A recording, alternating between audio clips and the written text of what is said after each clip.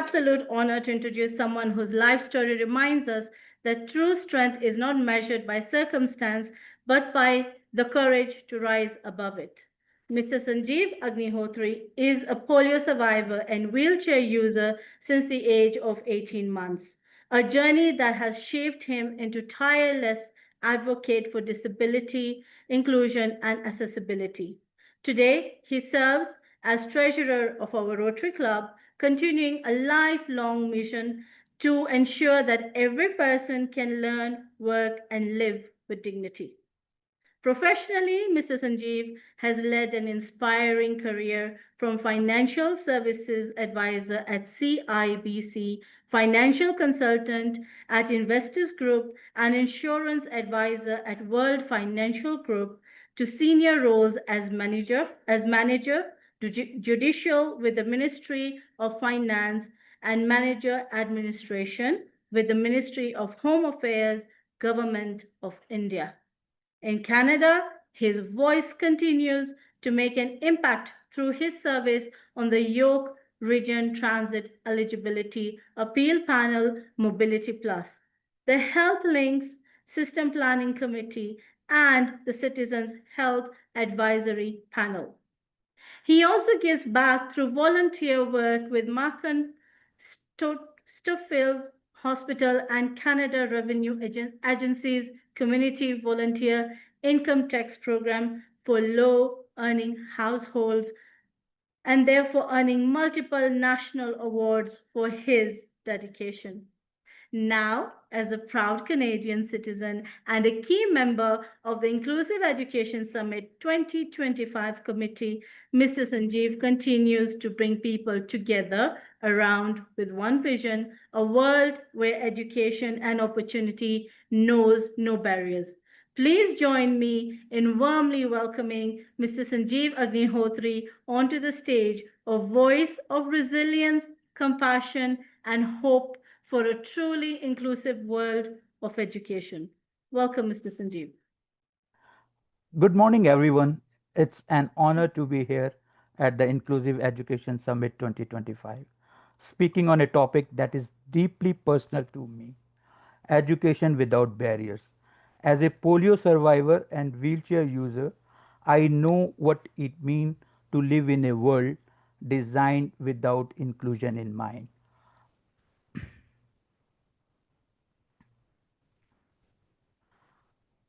My name is Sanjeev Agnihotri and I serve as treasurer of the Rotary Club of World Disability Advocacy. But more importantly, I am a person who has lived the struggle of accessibility since I was 18 months old. I want to share a part of my life that shaped my passion for the inclusion. When I was just 18 months old, I was paralyzed by polio. I have never stood or walked since then. Growing up in India, accessibility was almost non existent. My father carried, my, carried me on his shoulders to school every day and then carried my wheelchair up to the stairs to my classrooms. After schools, he would leave his office and to pick me up, carry me again, and return to work late into the evenings. That was our daily routine for years. Later, when my classroom moved upstairs again, my friends took turns carrying me and my wheelchairs so that I could attend class. Every part of my education depended not on infrastructure but on love, sacrifice, and human kindness. When I completed high school, the college I wanted to attend became inaccessible as it moved further. So I had no option but to finish my degrees through distance learning. That was not a choice made for convenience. It was a choice made because there was no other way around. Accessibility is not about ramps or elevators, it's about opportunity. It's about whether a child can go to school, study, and participate fully in life. Accessibility is the foundation of inclusion. Without it, people with disabilities are excluded at the very first door. With it, we can participate in education, employment, and society. Inclusion begins when accessibility becomes a right, not a favor.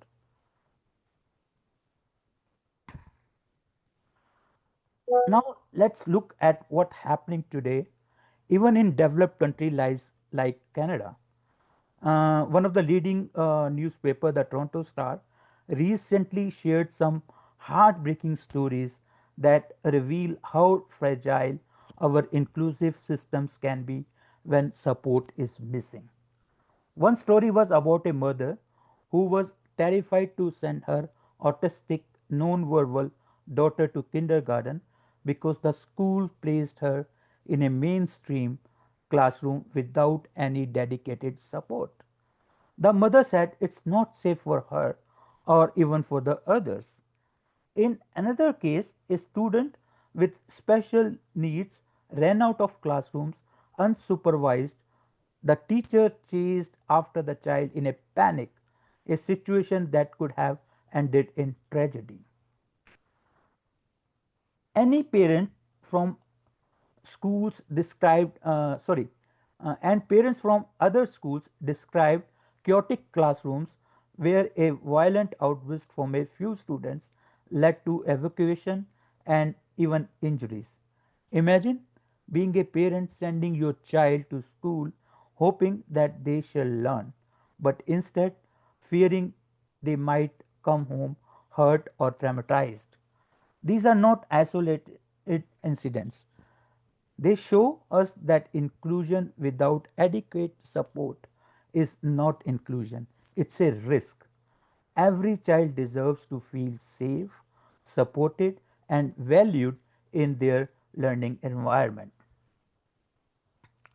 So, what do we mean by inclusive education? At its heart, inclusive education means children of all abilities learning together in their community schools. It means equity, participations, and individualizations. It's not just about where a child sits in a classroom, but about whether that child is truly learning, thriving, and belonging. The question remains where school children with disabilities learn in mainstream classrooms, specialized schools, or hybrid systems. Mainstream, mainstream inclusion builds empathy and belonging, but only works when teachers and sports staff are trained. Specialized class offer focused attention but risk isolation. Hybrid models, blending both, can provide flexibility and balance, but require more resources. We must look at inclusion not as one size fits for all, but as a continuum of support tailored to every child. There are powerful benefits to the mainstream inclusion when doors when done properly. It fosters belonging and reduce stigma. Students with disabilities can gain access to grade level curriculum and peer learning. Peers without disabilities gain empathy, collaboration skills, and a broader understanding of diversity. Families benefits too. Siblings can attend the same schools and communities grow more cohesive. But we must be honest about the challenges. When inclusion is attempted without the right support, it can put students at risk. Children may wander, face sensory overload, or struggle to regulate emotions without help. Teachers, often already stretched thin, can experience burnout, and sometimes a child can be physically present in a classroom but socially and academically isolated, what I call being alone in a crowd. This is why some families and educators advocate for specialized support classes. In these settings, students benefit from smaller groups, structured environment, and targeted instructions. Therapies such as speech, occupational therapy, and behavioral support can be built directly into the school day. For some children, especially those with complex needs, the environment provides safety and stability that a mainstream classroom simply cannot. But here too, there are risks. Specialized classrooms can lead to segregation and lowered expectations. Children may have fewer opportunities to interact with peers without disabilities, and skills learned in a specialized settings do not always transfer into mainstream or community environments. So, while specialized sport may help in certain areas, it can unintentionally limit long term inclusion. The truth is that does not have to be an either or debate. Many students benefit from hybrid models, part of their time in a mainstream classrooms and part in specialized sport. For example, a student might attend mainstream classroom for art, music, or music and lunch, but receive or sorry literacy or communication instructions in a specialized settings. Reverse inclusion is also powerful, bringing peers into the specialized class for shared projects. This flexibility can meet a child's need without forcing families to choose between extremes. This is not just a Canadian story, it's a global issue. UNESCO reports that 1 in 10 children with disabilities are out of school twice the rate of other children. In India, only 61% of children with disabilities attend schools, compared to 91% of other children.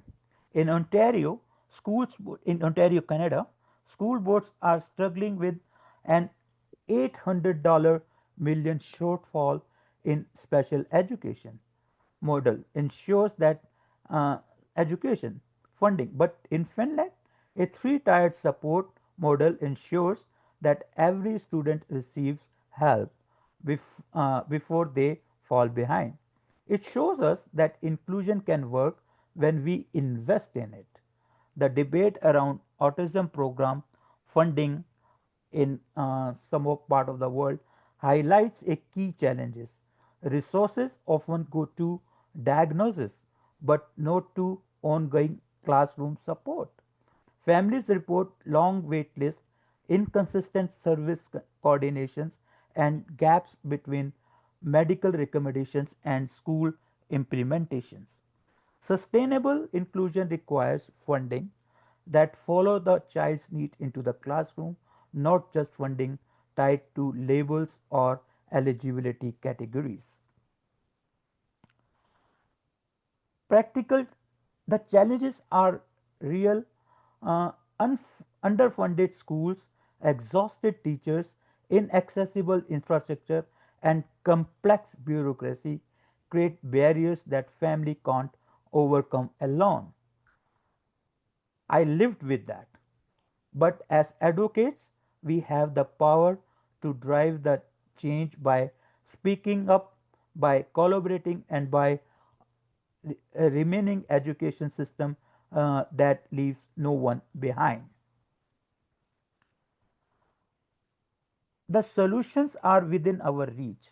We can ensure sustainable funding for special education, train teachers in inclusive practices, and design classrooms where accessibility is built in from the start. Hybrid placements options can give flexibility. And most importantly, families and educators must be partners, not opponents, in shaping each child's learning journey. Let's share a composite example based on real experience. Kevin is a non-verbal autistic child.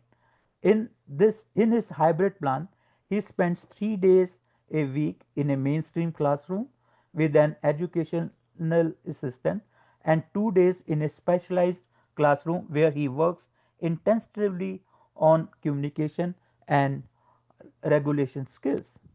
Peers are invited into his class for art projects, and every week his team of teachers, therapists, and parents review his progress. The result: more peer interaction, increased use of his communication device, and far fewer safety incidents. This is what real inclusion can look like when it is planned and supported. Let's remember, inclusion without support is not inclusion. Every child deserves safety, belonging, and opportunity. Together, let's it build education without barriers, not as a slogan, but as a promise to every child. I am proud to work with the Rotary World Disability Advocacy in advancing this cause. Together, we can build a world of education without barriers. Thank you. Thank you, Sonia. Thank, thank you, Mr. Sanjeev. That was incredible, incredible case study. And it was profoundly moving.